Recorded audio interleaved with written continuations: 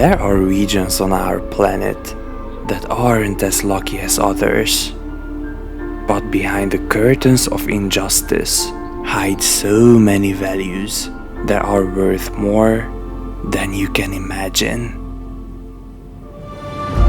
My name is Adam, and I'm a traveler. Join me to one of the most misunderstood countries in the Middle East, in the beautiful mix of religions and cultures. Let's explore Lebanon.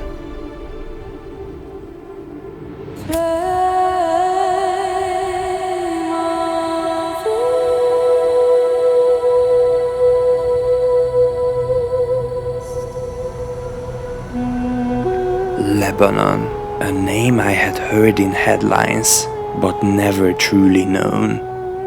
A crossroad of history and resilience, but it's also a nation that's been carrying deep scars.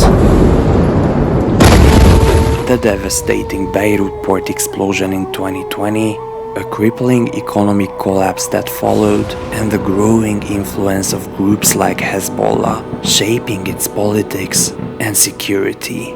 By mid-2025, new waves of conflicts once again tested the strength of its people, but through hardship, the country continues to shine. This is what makes this land special, and this is why my journey here matters.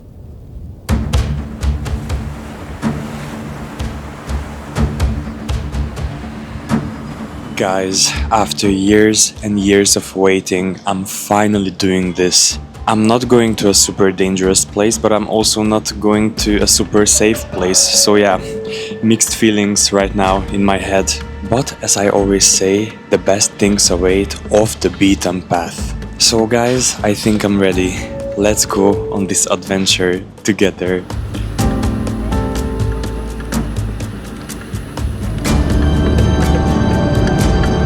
As the plane lifted into the sky, I felt a knot tighten in my chest.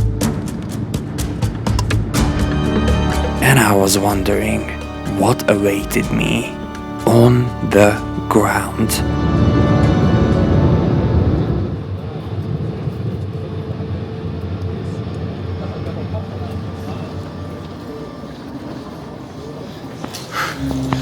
Welcome to Lebanon.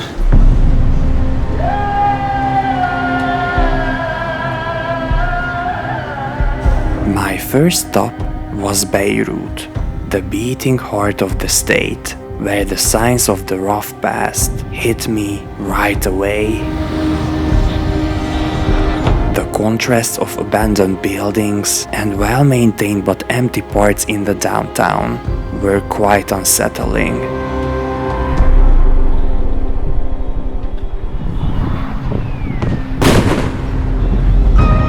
But Beirut is so much more than this. Walking through the streets, I felt not only the echoes of what's been lost, but also what still thrives.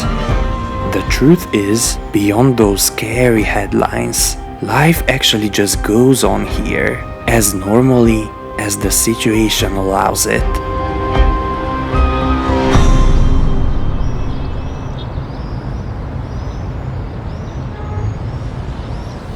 So many abandoned businesses. It's actually sad to see. It just makes you ask yourself the question, what the hell happened here?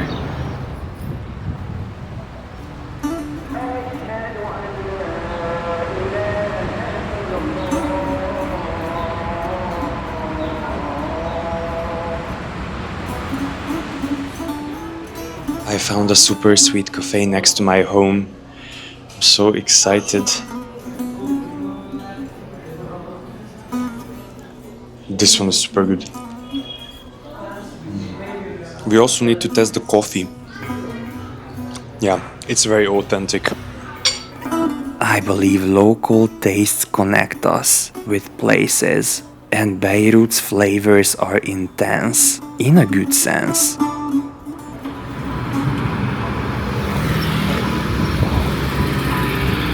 maneuvering between cars and crossing the streets is quite exhausting. A bit of a flashback to Chennai, India. Soon I was pulled in by the happier side of the city, and it slowly started showcasing its real colors. There are quarters full of small shops, and new towers emerge next to the damaged ones when you reach the harbor. Mosques and churches stand next to each other as it's a multi-religious city.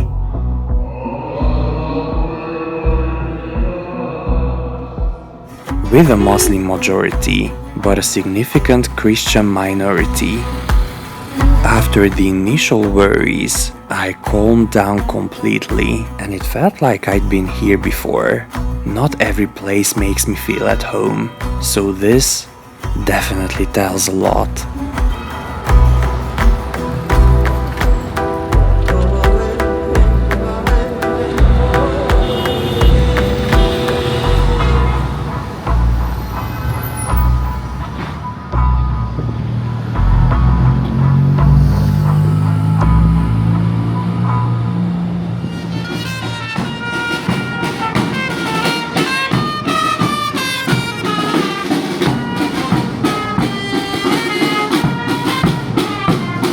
What is happening here?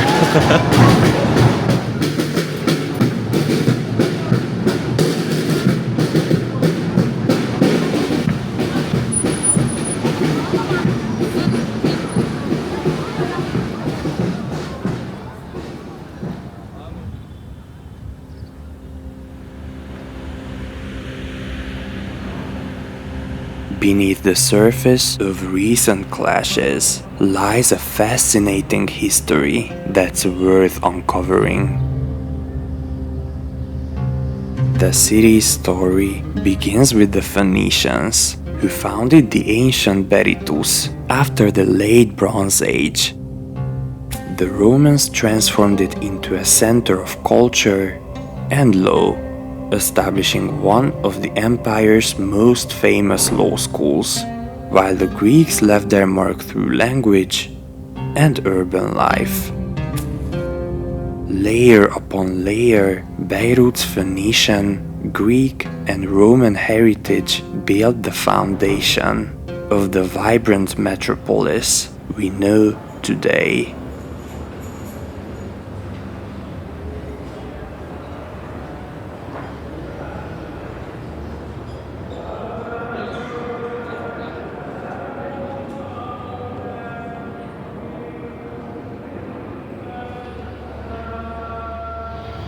Yeah, I think I'm taking the stairs.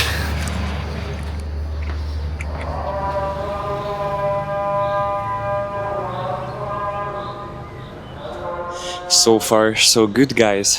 What a nice day. So if you're coming to Lebanon, you might encounter the local currency.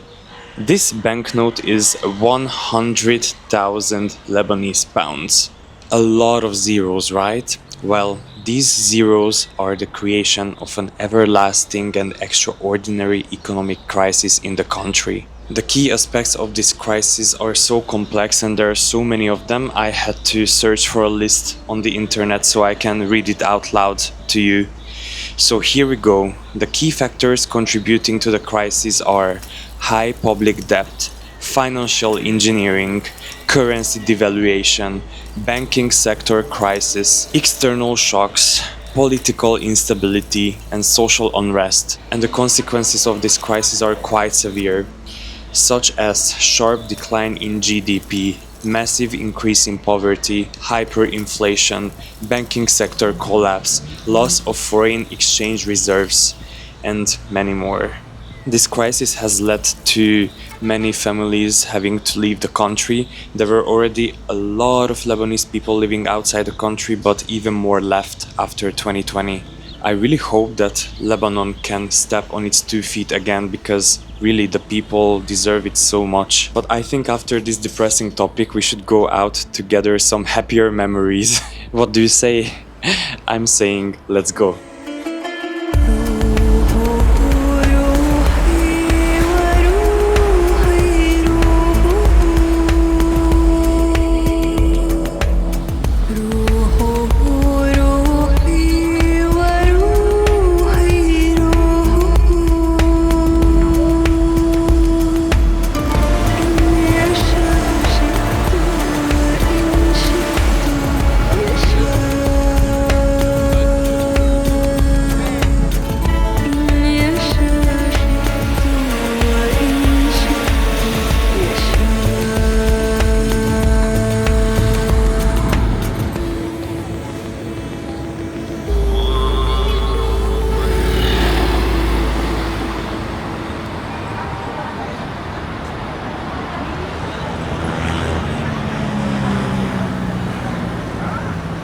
Ooh, it's super late, but it's so buzzing outside. I love it. Lebanese cuisine is worldwide famous, so a dinner in a traditional restaurant is mandatory, in my opinion. There are so many people around me. I'm still having issues filming like this. But let's see. I ordered hummus bil lahme with bread and olives. This is my favorite food, by the way. 11 out of 10. And the olives are good as well. And this restaurant is just around the corner. Why didn't I come earlier?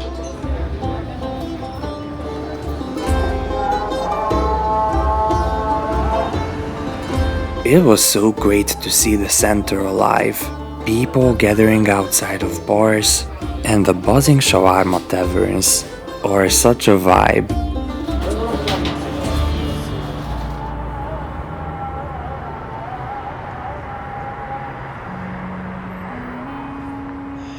Oh, I'm so tired. But it was such a good. Damn, the electricity went out. Okay, wait. It's very dramatic this way. So I just wanted to say that I had such a great time in Beirut. I'm going to be back in Lebanon next week, but tomorrow I'm traveling to a new country. So pray for me because it's not going to be easy. I think it's a sign that I should go to sleep. So what can I say? Catch you on the other side. Good night.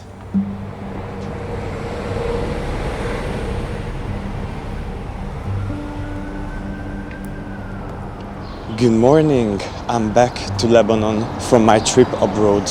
I finally managed to exchange my $100. So this here in my hand is about 9 million Lebanese pounds. But at least now I'm not limited, so I can move around freely. Yeah, guys, I'm ready, so let's go.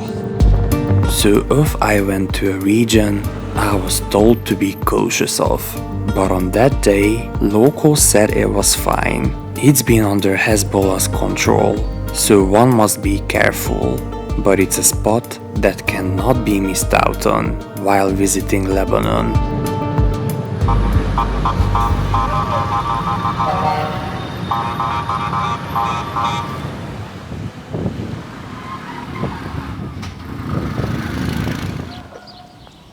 Wow.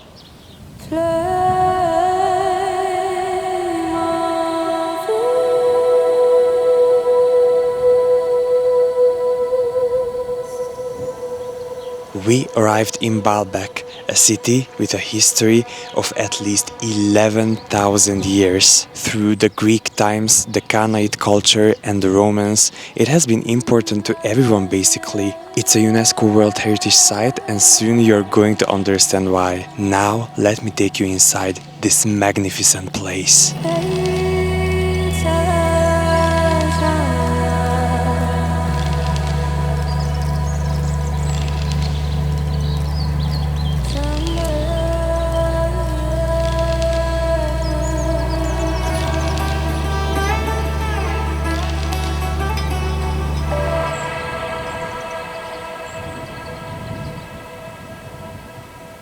This temple, as the name already tells it, was dedicated to Bacchus, who was the Roman god of wine, which derived from Dionysus from the Greek mythology, a very important figure in both mythologies. The temple was completed around the 3rd century AD, and it has been standing ever since.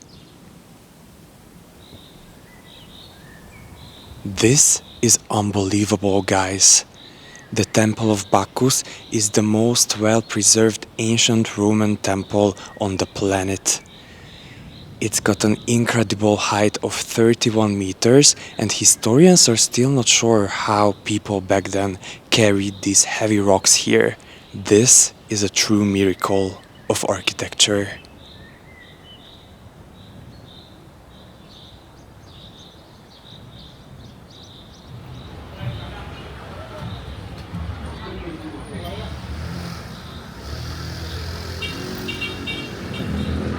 I like this town, it's very cute. I don't really have time to see much except the ruins, but I'm happy that I came.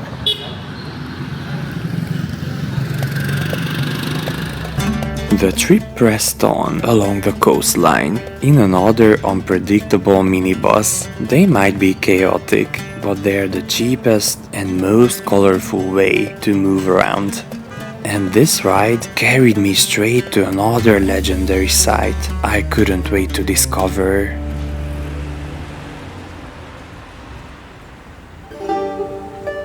I entered Byblos, a town rising from the coast, like a living time capsule. It was here where the Phoenicians perfected their alphabet, a gift that would shape the course of human history. Walking its ancient port, you can almost hear the voices of traders, setting sail with cedar wood, papyrus, and purple dye, the treasures of an empire. Here, Phoenician temples, Roman columns, and Crusader walls each tell a different chapter of the same tale. To stand in Byblos is to stand at the crossroads of myth, memory, and history itself.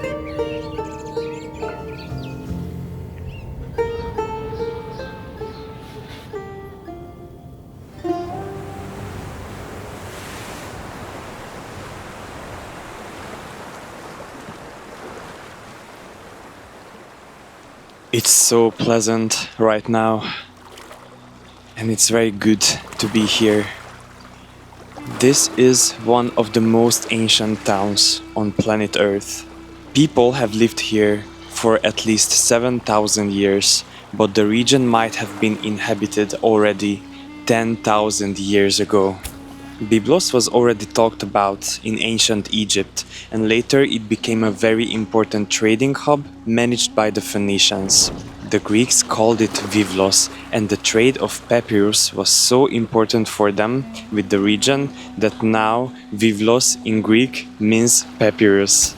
It was a very important port and starting point of sailing for the Phoenicians, and it was also the starting point of the spread of the Phoenician alphabet. Nowadays, Byblos is known as Jbeil, and it's a UNESCO World Heritage Site with beautiful and ancient stories to tell.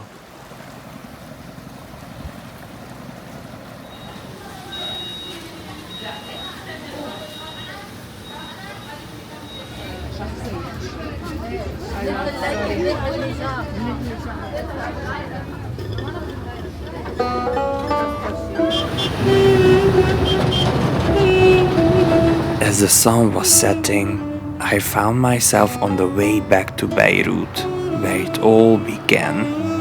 And well, things just came full circle.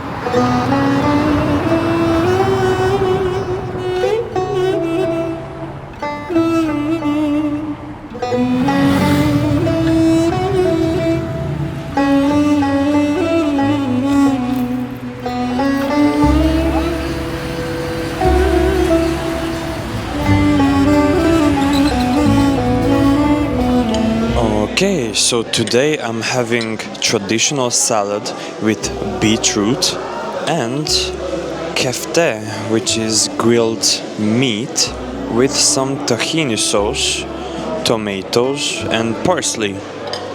But first, let's try the salad. Oh wow, this is super good.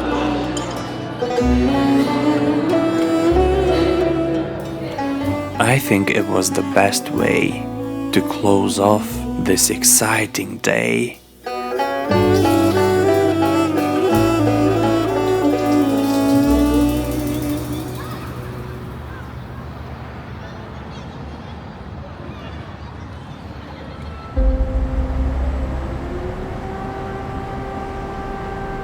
It's hard to find the right words after such a journey. Unfortunately, Just a couple of hours after I left, Lebanon and Beirut suffered multiple attacks by their neighbor. I feel extremely lucky and privileged that I could still fully experience this place as an outsider. And I truly hope that my perspective brought it a bit closer to everyone who followed this adventure. I arrived with 100 thoughts and left with 1,000. This trip has given me emotions I can't really explain. I just know they will stick with me forever. As I departed, I also carried with me a belief that Lebanon's brightest days are still ahead. And though my journey ends here, the story of this beautiful land is only just the beginning.